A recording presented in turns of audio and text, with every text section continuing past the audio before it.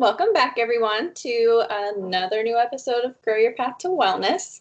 We had some tech issues, some unforeseen circumstances last week for LaToya's episode, but we have her back with us this week, and we're going to be talking about the topic of young Black males. So this is LaToya Logan. So if you don't mind, LaToya, if you give us a little bit of an introduction, background, and welcome first, but Thank you. Thank you both for having me. I'm excited to be here and talk about something that I really care about. My name is LaToya Logan. I'm a clinical social worker first because social workers are important. And my history of working with males really across the lifespan has been my entire career. So I started out working with transitional age males who were court involved, and I stayed in the realm or at least court criminal justice adjacent in my career endeavors. And so most of the work that I do is really around injustice, bias and behavioral health, trauma specifically as it relates to multiple cultural expressions. And I'm just glad to be here. Just some really awesome, amazing, systematic oppression crushing things. I'm so excited. What's your current role, LaToya? Oh, sorry. I'm sorry. You said, what's my current role? Yeah, what kind of work are you doing right now? Oh, okay. So I started my own nonprofit and consulting agency, Project Live Services. We serve males across the lifespan, specifically focusing on helping fathers who might have a legal history reintegrate with their families, to teaching life skills, but from a social-emotional learning perspective, as opposed to just be an adult. And then also doing a lot of training for human service professionals. So that includes police officers, social workers, or anyone who really provides services to people. I love this. I'm so excited. Okay, sorry, Amanda. No, yeah. I was just gonna say, why, or I guess, was it your first experience in the field that really just made you super passionate? Or why the topic today? Obviously, it's your life's work now, but why is this such a passion for you? And yeah, like all those things.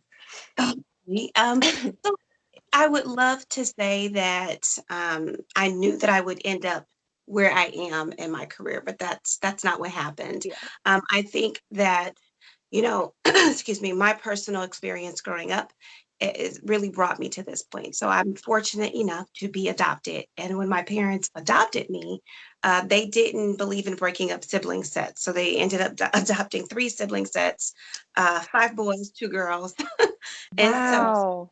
yeah. So I grew up with a mother and a father that was very conscious about the struggles we would be faced with just for statistical reasons alone, being Black, being poor, having placement in foster care, etc. And with my brothers, I noticed they struggled a little more than I did. Yes, we know that sexism complicates oppression. We know that gender expression complicates oppression. But when we're talking about the specific races and you look at the Black community, Black women tend to do better partially because of sexism. People don't think that women are a threat. So the targets for the most part are always with males, and their life determinants seem to be poor. So having worked in the field, starting at Job Corps, going through the court system, doing outpatient reentry work, it just came back to the same thing.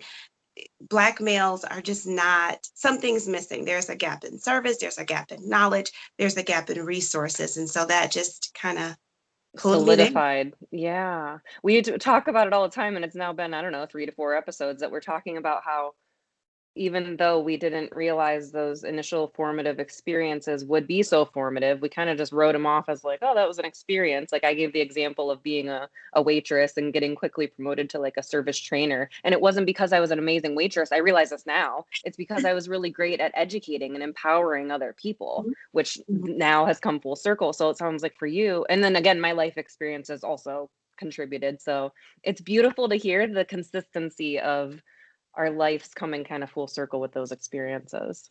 Now, can I ask, I'm trying to figure out what I'm trying to ask. being a Black female working, do you work with all males or do you focus only on Black males with your nonprofit? I work with all All males. males. But Okay. we do target, so we have some training and treatment that's specifically developed with men of color in mind. And so we focus in that way, but we serve males across the lifespan.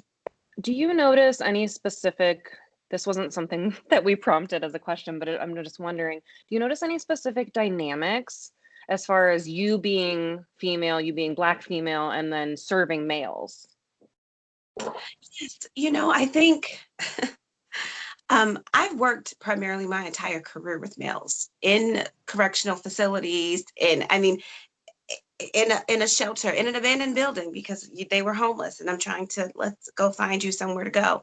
And I think people often think, oh, you're a woman, what's going to happen? And what I have come to understand, and through my experience, and it could just be my approach, it could be a whole bunch of things, and it could just be because um, I find that males are more open to me because I am a woman, because there's the trust in being vulnerable and not being judged or having to compete.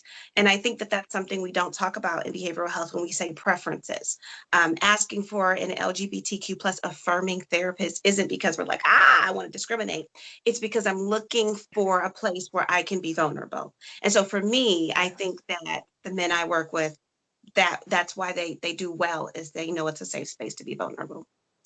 I agree. I've had the same experiences, whether it's just they feel that we're more empathetic or just more emotional focused or open, caring, kind of that motherly, sisterly type feeling, in a professional way. Is there anything lacking, or is there a specific service that you add to give them positive male role models or influences as well? Or So it really depends on what the issue is. So let's say, for instance, if I have a young male who's coming to me, he's like, oh, I'm overwhelmed, and the source of that anxiety or obsessive or intrusive thought dates back to maybe their father being over disciplinary or just authoritative, then my focus wouldn't be connecting them to a male. It would be really helping them to build self-esteem within their masculine identity to determine where that would go. But I think that is sometimes our default. We're like, they're men, let's get them men. And I'm like, yeah, I mean, I get it in the grander scheme, role model, blah, blah, blah. But I really think that we should start having better conversations about therapeutic need as opposed to just focusing so much on gender. yeah, Because I think it doesn't matter who the therapist is. If the therapist understands how to meet that client where they are, you'll be fine. yeah. They're just random things coming to mind. No, I Yeah, appreciate that. yeah.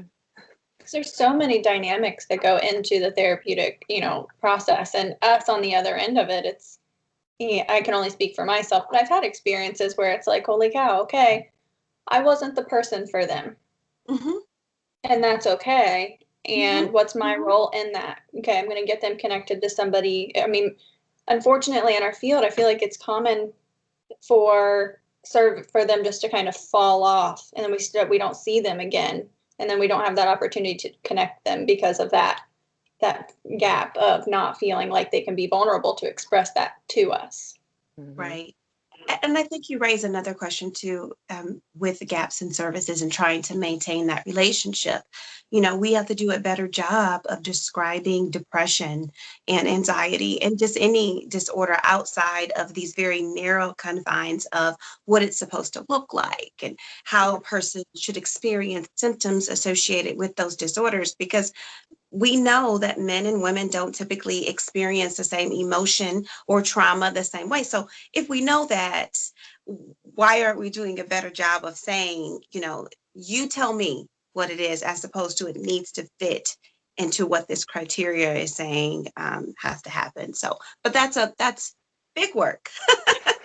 I was gonna say, a lot of times I end up saying, people will come to me for their anxiety and they almost get confused, or I don't know, they hesitate when I say, okay, can you tell me how, you experience anxiety? What is that like for you? And they just expect that they say I'm anxious and I have anxiety, and I'm just going to be like, okay, checking boxes. And I Right. know, but I know that's different for everyone. And then something else that came to mind is the cultural differences and I know that this isn't a topic that we like had for today, but when we're talking about Black families and mental health, I've noticed the barriers of like, no matter how much psychoeducation I provide, it's just not accepted when they go back home, and they have this struggle of, I know I need this. You're validating I need this, yet this isn't the truth from my family of origin. So do you see that a lot, and how do you help others balance that? I do. And I actually just did a training for clinicians, behavioral health professionals of multiple disciplines. And that's one of the things we tackled is how do you acknowledge fears related to service? Because it needs to be acknowledged. It's not like Black families are saying, that therapy thing, I'm just not gonna, there's history there. There's Mm-hmm. medical history there. There's system abuse there. And so the mistrust is the same mistrust we're seeing with the COVID-19 vaccine. It's just, you can't expect trust from systems that have historically oppressed and abused. And when you set out, if you're like, no, we really want you to understand why this is important, then you have to not just treat that person, but you have to understand community history. So example to what you're saying, if I'm in the Cleveland area, and East Cleveland is a smaller city in that area that most people know about. Why? Because it is like a wasteland. Every third house or building is abandoned. There's not even a grocery store in East Cleveland. So when we're talking about, you're meeting with a teenager and you're like, but you got to go to school and you got to do these things. And we have not processed community exposure and the impact to my belief in treatment. You have me walking past dilapidated buildings where I'm seeing crime, and I'm seeing this representation that my life doesn't matter because I live in this. Mm-hmm. But then you're like, but go home and like be organized and be structured. What's happening there is, yes, the client may not be engaging, but we also have not done our due diligence as clinicians to engage that client by understanding what's happening around them. And I'm sorry if I'm talking too long in my response. Absolutely not.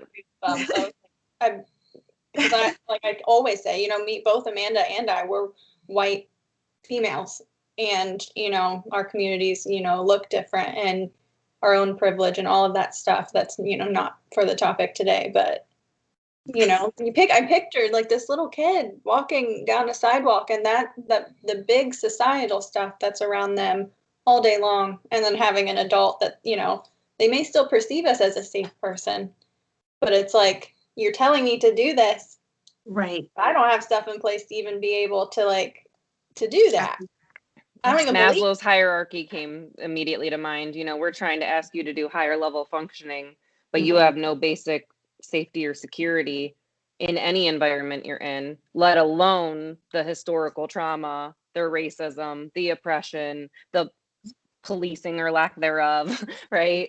All of those systems that come into play, and we're being unrealistic. And then those kids often get labeled as defiant, or, Absolutely. it's behavioral, right? Right. And it's problematic. And this kid hasn't shown up for school in 32 days. And I don't know, has anyone gone to check on him? Is he eating? Is he safe at home? Is he taking care of his siblings? Did he have to get a job? Yeah, no, you can never talk too long, and we are happy to like have you on as many times as possible, because this information needs to get out there. Oh, thank you. Thank you. Yeah. And this is the work that we need to do. And obviously, I'm not going to get on here and talk about things I don't know. So I need you, and I need people like you to come educate me and make sure in my community and know and acknowledge our privilege, right? And to say, hey, I can't have this expectation of someone coming into therapy. You just even made me think about it, right? Okay, I can educate you, and then you go back to that environment, and I can conceptually understand what you said as far as historical trauma and medical mistrust, but hearing it from you reminds me I need to do more work. I need to dig deeper. So yes, you're never going to talk too much.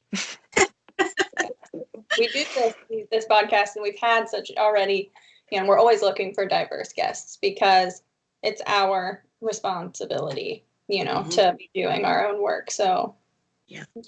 LaToya, do you mind sharing your perspective of young Black males and their mistrust of authority? I know we mentioned mistrust earlier, but kind of as far along the lines of their mistrust of authority. Okay. Oh, absolutely. When I think of authority, the first thing I think of is, "Ooh, let's break a rule." And every single one of us at some point, whether it was a toddler and we were like, don't touch the cookies, so you grab the cookies anyway, or don't go outside and you did anyway. Like, it is instinctual for humans to want to just, you said no? Ooh, Yeah. okay, let me see what yes, right? And so that's the positive, healthy boundary pushing and exchange that should happen between those in authority and those who are under their supervision. For Black males, it isn't just about being an 18-year-old Black male in 2021, because you don't exist outside of Trayvon Martin. You don't exist outside of Tamir Rice. You don't exist outside of Medgar Evers or Fred Hampton or any of these Black individuals who spoke up and were quickly told that they weren't supposed to. Now, that's generational trauma. And I know that that's not what we're talking about today, but it's impossible to separate out current behavior from generational patterns that you learn for safety, protection, and defense. So for Black males in this country, and I when I say Black Americans, I'm speaking specifically about Black people who were descendants of slaves, because that's a different experience than Black people who may be from other areas. So for those who are Black Americans and have that lineage in America, where police officers were able to pull you over and arrest you at will, where you could get kicked out of a diner, where there were signs that prohibit you from walking on this side of the street. Now imagine that's what's been happening to you for about 300 or so years. And then the 60s happened. And you're like, oh, I can speak up. And I'm willing to speak up at risk of my life. And the first time you're starting to speak up, you're seeing the consequences that are happening, right? They were there, they were broadcast, they were put on postcards about speaking up. But that's really the beginning of Black males pushing back on authority. So when people say, do Black males have an issue with authority? I say no. I say these are people who really, an entire community whose ability to question and push back on authority was suppressed and resulted in death. And so when you finally can do it, then yes, maybe it's like, wow, I'm going to say no because I get to say no. I'm going to say yes because I get to say yes. So then how do we work around people who really feel disempowered? Because it isn't about authority. It's about feeling disempowered by those in authority, right? That's where I do the work with my clients. Is I can't go back and erase generational trauma. I acknowledge it. I see the connection here. You've told me about how your parents expressed that, and now I'm saying, okay, let's pull that into therapeutic terms. And it's not even necessarily pushing back against authority. It's, excuse me, I want my basic human rights. Yeah, absolutely, absolutely. Yeah. But that's seen as pushing back. But that's seen as pushing back because you're finally now asking questions. And that's even, again, we work with adults who are parents, and I'm sure you've told one of your clients that child is still a human, and like one day that child's going to make decisions. So as much as you may want to stop that or protect them, at some point they're going to go out and do something that you're not going to like. Is that making them a bad person, or is that making them going through just a learning process of expression? And so that's where I kind of see a lot of Black males just now finally learning to speak up, and that's being pushed back pretty bad. But I think it's going to continue because of people like you and other people who are interested in providing access to those voices. That prompted a side thought, how, going back to what I was saying about having, Black clients and trying to work through that discrepancy between the generational trauma and oppression and systematic racism. but like, I'm a safe person, you know, and I know that's not something that's going to be easily accepted overnight, but I'm aware that even though I'm not a police officer, I'm not an administrator, I'm not I'm not a parent, I'm seen in the mental health world, especially for Black individuals, we're seen as a symbol of authority that might oppress, right? So what things can I do as a clinician, or what can other clinicians or people in the helping professions or people in positions of authority in general, what are things that we can do to encourage that safety and help kind of push through those things? I think the first thing is to consider your language. Before you meet a person, you have used language about someone like them from that population or that demographic adjacent. And you've said some things. You may have looked at the news and it's like, oh yeah, Black males, it's kind of scary in Cleveland. This thought that something could happen to me. And so you're using that language. That language then informs how you write report. So if I already think that Black males are more aggressive, more violent, and riskier individuals, then before you walk into my office, this is there. When I see you and you raise your voice in a normal story about something that would be distressful, I look at that and say hostile. It depends on how I report to the court, how I talk about these clients. If we're really going to make changes, then it can't just be, I respect these clients. I'm trying to be culturally humble. I mean, those are great things, right? But to make them tangible means getting real about what you think. I always share this story. I have consistently, and I do now, work with a lot of members of the LGBTQ plus community. And I think there we really have to work on some social justice issues, and just supporting an entire population dealing with discrimination within that population. So there's a lot of work that has to be done there. So I have worked with transgender clients, lots of transgender clients, and I specifically do so because I know it's a deficit in my understanding. And I always share this story. Yeah, I am advocating for the client. I try to ask the right questions, but because I know I'm very ignorant to everything that I probably need to know to effectively serve that person, then I tell the client, I really need you to walk me through what to do for you. I'm going to make some suggestions and they could be terrible for what you actually need. So I need you to tell me that that is happening. That has to happen in sessions as well. Ask a person what they need. What do you need to feel safe? It could be you have a portrait behind you that is triggering them because it could be symbolic of something else. And so I think all those things are important. Or another thing, and this is a minor thing that I know people are like, oh, it doesn't mean anything, but it means a lot. When I go into a place, that medical office or even to see a therapist, I'm looking for a couple of things. Do I see paintings and portraits that resemble or reflect my culture? Is the music reflective of my culture? I think people don't think about that when they're setting up their space for clients to come into. Does this room look like all people are welcome, or am I just reflecting one culture? And so I'll stop there. But I think that that's another small thing that can be done. No, that's so valuable. I was listening to Dara Hoffman Fox, who is big in the LGBTQ plus community, and she was doing a podcast episode, which was a CE through Clearly Clinical, and she was talking about examples of how you can show that you're affirming and how you show that you're accepting. And she's like, it could be something as simple as you have an LGBTQ mug that you use in your with telehealth, right? Because it's so hard with telehealth now. I'm t-shirt game, right? Like if we're doing telehealth from home, it's comfy on the bottom and I got a t-shirt on top. Every once in a while I might be a Kelsi and put a cardigan on. But I'll wear my We Are All Human rainbow shirt. I will, I'll try to wear and portray things like that. So I think that was a really good point.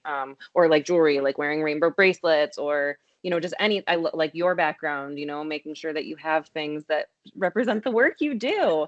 And I think that's so important. So thank you for that reminder, because now I need to think of other ways to affirm my space. Because when you're in an office, I haven't seen people in person really. I only have a couple people, but when I'm in my office, I have like my pride stuff and my equality things and my, support family planning and all of these things. But when you're on telehealth, you have this one little screen. So it's like, what opportunity do I have to say, I'm here with you?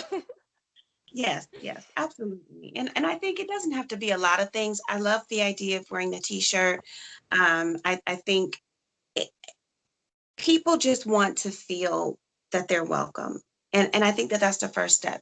I have no issue with, I don't think it really matters what race or gender the therapist is if you're trying to help.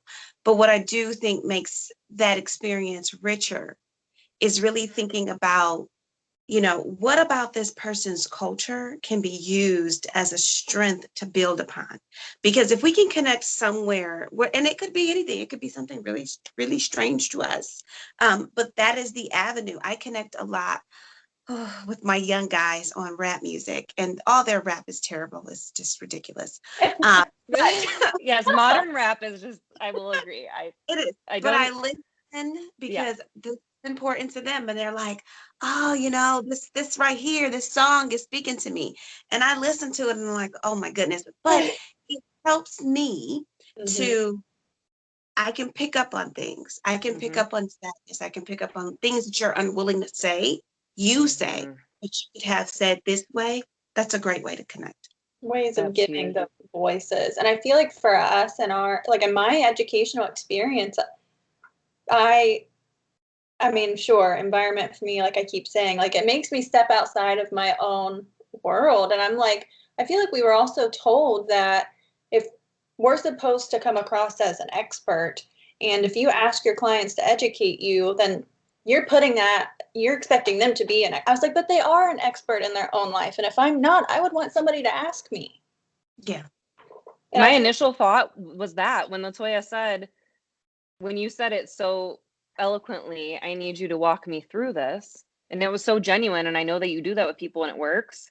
My limiting belief, because of probably education, and actually I'm putting it together on ethical self-disclosure, because that's another thing we don't talk about at all, is, but they're going to think I don't know what the heck I'm doing if I'm asking them to walk me through it. They're going to be like, lady, I came to you to get the information. But that doesn't mean I'm incompetent. It means I'm valuing your experiences and your ability to know your own life experience. And I want to put that into what I know.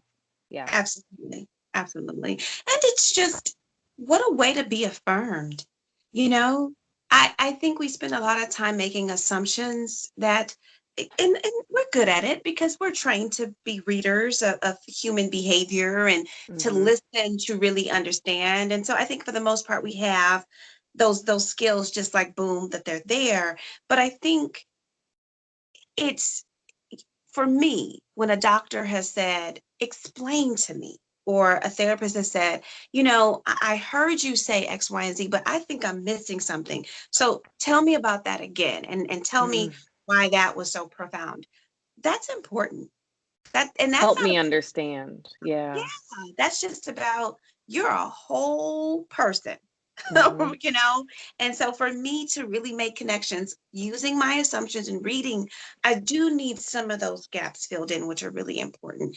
I'm a Black woman, and yes, I could potentially connect better to Black males. I don't know that that's true, right? Because I could be a very tone deaf Black woman who's like, because I'm Black, I think I know, and that doesn't help a client either. So regardless of what client and their demographic identity walks through the door, I treat it like, oh, wow, I'm curious. I want to know about you so that I can actually be effective.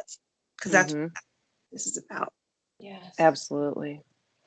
Now, I know another topic you wanted to touch on today, and I know we've had a little bit sprinkled throughout, about cultural expressions of trauma. What did you want to share there? Yes. So I've been doing a lot of research on just ethnopsychopharmacology, which is not new, but a lot of people don't know about it, but it's really looking at how medications are metabolized based on culture. So we know that most medications were developed in a vacuum, and then dosaging and most of the people who were in that study happened to be white. But we've learned that not all, but the majority of white individuals metabolize medications faster.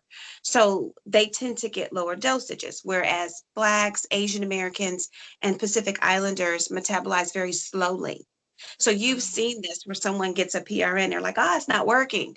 And then they give them another one, and they give them another one. And then the person is about to pass out. And we're like, oh, that's their dosage. They need 45 milligrams of this as opposed to 15, when in reality, they metabolize so much slower that the medication takes longer to get in their blood. Now, you're like, well, what does that have to do with trauma? Because trauma in the body. Yeah, absolutely. We are all mind body. So, I mean, it trickles through every episode, is how we're so disconnected from the body and we're stuck in our mind, and medically, how we've gotten into so many specialties medically, but we forget that everything's connected. Oh, I'm so intrigued. I had no idea about that, right? Again, here's my ignorance. I had no idea about metabolizing. And I work, one of my roles is working, I'm transitioning out to focus on my nonprofit more, but one of my roles has been being a behavioral health consultant in primary care offices to access people that would never go into a mental health provider. And I'm thinking, they have their dosage recommendations. And so if it's not working on a person of color, they're just going to say that medication didn't work for them. What are the different, I have so many questions. I'm sorry, continue. No, so this is really, again, this has been around since the 90s, but not a lot of doctors. You have to be interested. You have to want to know what's happening.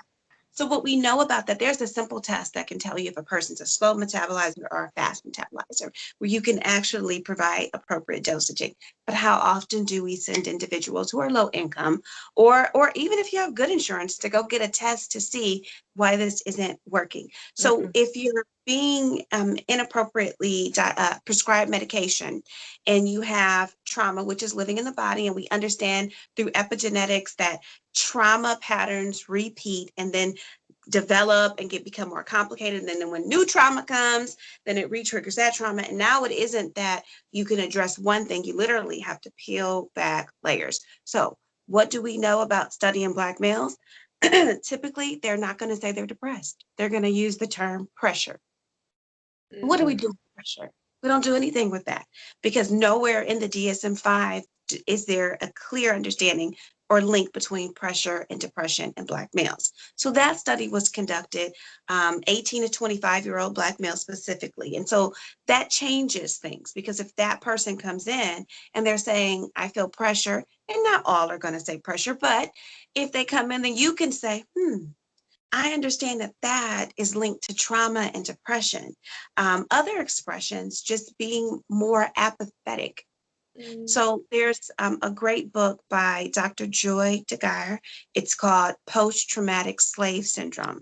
And what she talks about in there specifically is how if your trauma resulted in generational silence and generational suppression, because that's what you had to do to survive, is just shut up and do what you have to do, then your apathetic response is going to be higher, because you've learned to conceal yourself in order to just survive. So when we're working with Black males and they're like, I don't know, I don't care, and we're like, non-compliant, oh, check your language.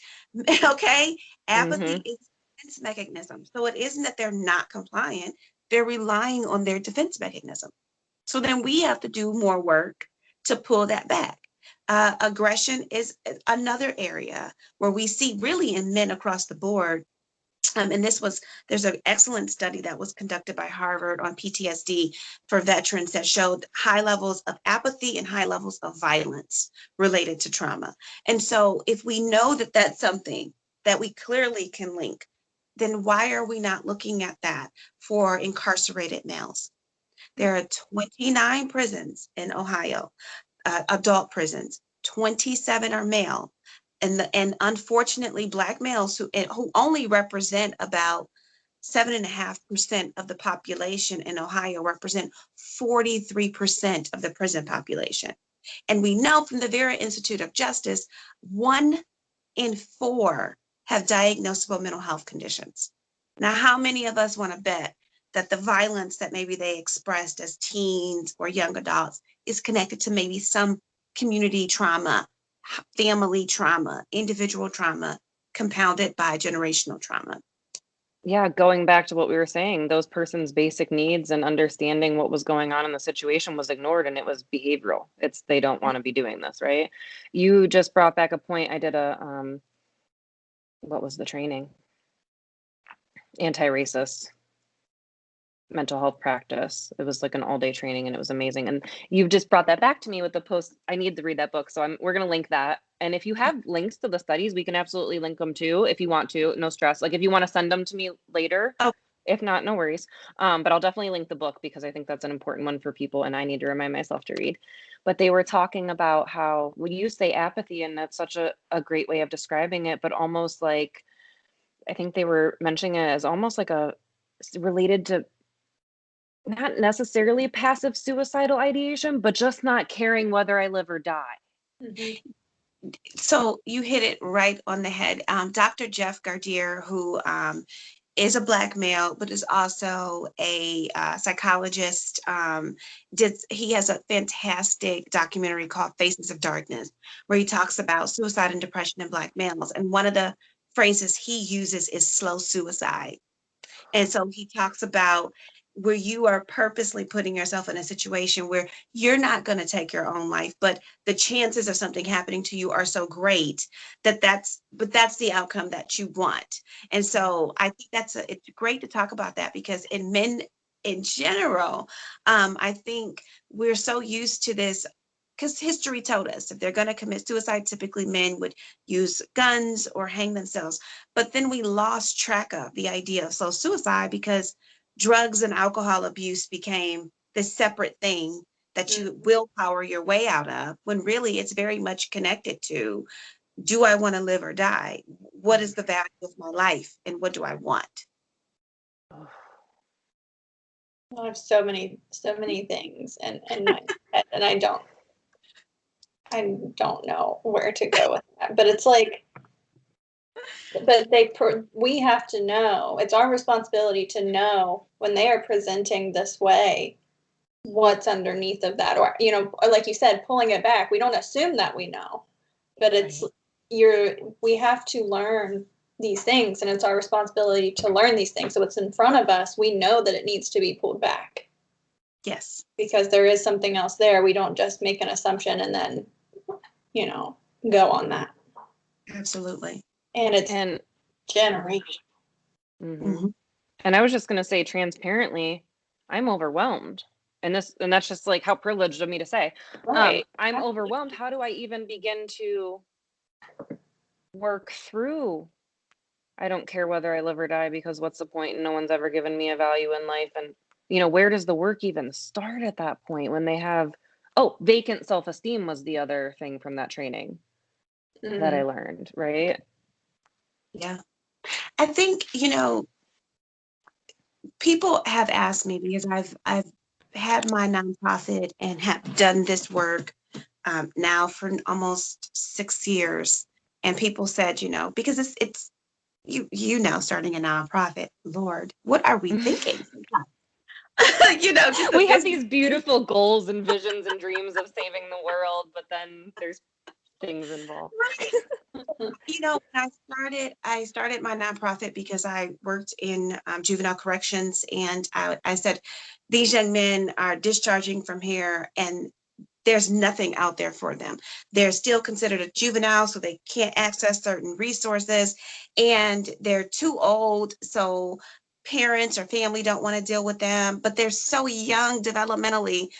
What are we going to do? So I started Project Lift Services to specifically support males, because sexism swings both ways. It makes victims of us all. For women, it can be crippling to our ability to just be independent. And for men, it assumes independence and the ability to just survive. And so if that's the expectation and you don't know what to do, where do you go? People have consistently told me, if you worked with women, you would be so much further ahead, because working with Black males, that's not really a sympathetic charitable cause. Oh yeah, because yes, And I said, that's exactly why I do it. And you said, okay, bye. You're not my person. Absolutely. But it's that mindset that they don't need it when, 14 to 24, number one cause of death, homicide. Number 3 cause of death, suicide. Something is going on there. And if we don't do something about it, we're going to, literally repeating what we know and losing entire generations to death, unnecessarily, incarceration, or mental instability.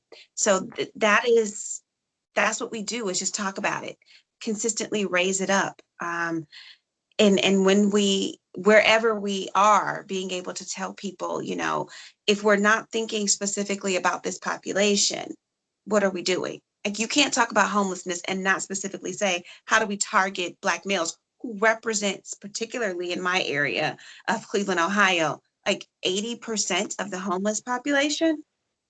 So if you're not talking about racial disparities in housing and income and all these different things, then you can't help. The same thing for incarceration. We can't have criminal justice reform without talking about racial disparities. Mhm.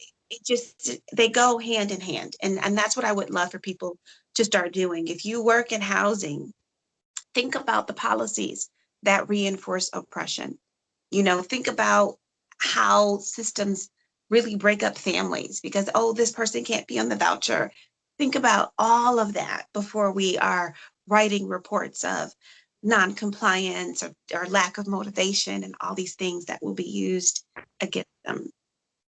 There were 2 things that hit me when you mentioned sexism on both sides, and men are just expected to have it together, pull themselves up by the bootstraps, right? The word you used prior was pressure, and I felt it in my chest. Oh my gosh, what an enormous amount of pressure. And going back to, we interviewed my husband a few sessions ago, and we're actually going to start a men's mental health series about how, and he was talking about that pressure of like, I always have to, he's a white male, but even just in males in general, right? Like the pressure to provide, the pressure to always be achieving, the pressure. And then you think about the racial impacts of that as well. Oh, that's heavy. So there's my plug. If you have any Black males or any diverse males that would want to be a part of that series with him, please send them our way. And the other thing I was thinking was how privileged of us to say, you know what, they're a lost cause. We're just going to write them off. Let's serve the people that we can actually make a difference with. That gets us nowhere, and that repeats history. Yeah. I tell people who are like, we work with women, and because look, hey, yes, as a woman, please, we need more funding for small businesses. We need more opportunities to step into positions of power. 100% all day, every day. But we have to think about things less singular.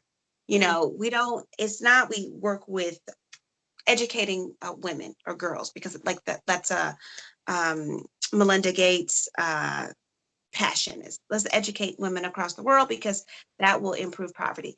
Maybe, because those women are going to continue to marry and have babies with men who, if we don't help them, will have criminal histories and addiction and mental health instability. And, so the cycle will be repeated if we don't take this in a two-pronged approach. Yes, we have to educate more women because we want to reduce domestic violence and sexual assault and independence, and we want to make sure that women are capable, but we also want to make sure that we're not ignoring men by, one, holding them accountable to reducing domestic violence and sexual assault, right? Then we have to then give them the tools to be able to do that. It goes, one doesn't negate the other. Absolutely. Yeah. Absolutely. We at social work, if social work teaches us anything, it's the person and environment, it's mind, body, soul, biopsychosocial, spiritual, it's the whole picture, right? You can't just say, oh, and I know your focus is Black males, but I'm almost positive, without you telling me, that you would also work with their partner, their female partner, if it was part of the problem, or you're also working with other business women to empower them in other ways, right? So yeah. So even though, I do have a couple of women on my case who like, no, you're going to work with me. But I think you raise a really good point. When I'm working with, let's say I have a client right now, married, Black father, history of incarceration, but really doing the very best he can, works, engaged with the kids, all these things. When I am supporting him, if we're doing our jobs effectively as clinicians, whatever we're giving to that person to become healthier, to set more appropriate boundaries, to be emotionally expressive, to be well, we will undoubtedly impact and improve the lives of that person's child, that person's spouse, and every single person in their network. Because if I'm healthy, I'm less likely to pull you into unhealthy things or to engage in unhealthy practices. And so I think that's the miss sometimes people get. It's like, wow, we need to treat the whole family. Well, yes, that would be best case scenario. Everybody can take off work and school and come, let's get some treatment. But not necessarily the case. So if we have the father or the mother or the child, how can we support that child in going back home and little by little implementing the therapeutic practices that we've been working on, so that it's not an assault on the family, but that it can intertwine and weave into the tradition of the family. At least that's the goal. Like a trickle down effect. It's like, okay, I'm focusing on what do I have in front of me right now, and and what can I give them, because I know that it's going to inadvertently trickle right down into the I've others. mentioned it before. That's one of my most beautiful parts of therapy that I just gives me the chills, and it makes me so happy. You get people when they're just at their darkest moments or their most overwhelmed moments or whatever it is, and you see the entire system around them that's just encouraging those unhelpful things. And then they get to a point in therapy where they've started to heal so much and use effective communication and set healthy boundaries and learn so much about things that they look around them and they're like, ooh, that's not healthy. Yeah. Ooh, that's black and white thinking. Ooh, that's right. And then it just starts to trickle in, and they'll say, my spouse has started to kind of treat me a little different since I've been setting that effective communication. And it always goes back to the starfish story for me, because I think when you do this work, it can get super overwhelming and you just, want to save them all. And I was talking about, when the insurrection was happening and how it was like, people are either just insanely caught up in it and stressed out and overwhelmed and have to watch every moment of it. And not that I'm being ignorant, but I had clients that day. So I knew that I needed to compartmentalize and say, that's crazy. That's overwhelming. That's not okay, right? All the things. And I need to be present for this person and know that when I serve this person and we heal them, then that's going to heal the next person in their lives. And then when they have kids, that's going to heal and that's going to heal, right? And so it just kind of trickles in. And that's I saved that one. I saved that one. Absolutely. And it is the small wins too, Therapy, I have clients who are like, oh, I used to be in therapy and I stopped. I said, well, the beautiful thing about therapy is that there's no set way to do it. It might be 6 months here and you take a couple months off and you come back. You might have years in between, because you can benefit from it throughout the rest of your life. Like, everybody needs at some point to kind of, let me give this to somebody and see where am I at. Just checkup and wellness. And so I think trying to encourage that and talk about that is also important. What would be reasons that you would disengage, right? Therapy can be overwhelming. So we might hit a point where you are not ready to go forward. Instead of just losing track, tell me and we will take a break, and then we'll set a time when we come back. We have to just be a little bit more innovative in our ideas of how therapy should occur too. So. And transparent and open, like you were saying before, like, just tell me. I try to tell clients all the time, we meet for the first couple times and you decide I'm not your person. That's okay. No guilt, no shame, no judgment. but I would love to be the person that could help you find the right person. So instead of you just not showing up, like, let me know. I'm here for you, whatever it means. And even if that's not me, or if I say something that you feel like is wrong, please call me out. Or, you know, that transparency you were talking about, being willing to have an open conversation, because we're human. You know, we are professionals, but we're human beings too. So absolutely. It's meeting the client, like what is ingrained in us in our educational system, meeting our clients where they're at, but it takes it to a whole other level. Mm-hmm. Like when we talk about like systems of oppression, and it's like, no, but you really need to meet them where they're at. Like, right. I agree with that. I think meeting them with where they're at too could be a class. I often am asked, you know, how do you engage with clients? And every client is going to be different, but I do think we need to talk about what's your strategy? I have noticed, for me, I have to just be me. And Amanda, I know this is true for you. Like, we are just who we are, and we bring ourselves to the work that we do, and it will work for some and it may not work for others. And I think having that self-confidence, Kelsi, to what you were saying, like, I may not be, then that means, if to me, my clients are like, so even if this doesn't work out, you're going to help. Yes. If I'm not the one, I'm going to help you find the one, because this isn't about me. This is about you becoming well to whatever level that means for you. So I think that's a really good point that the both of you are making. Authenticity and making it about us. Yeah.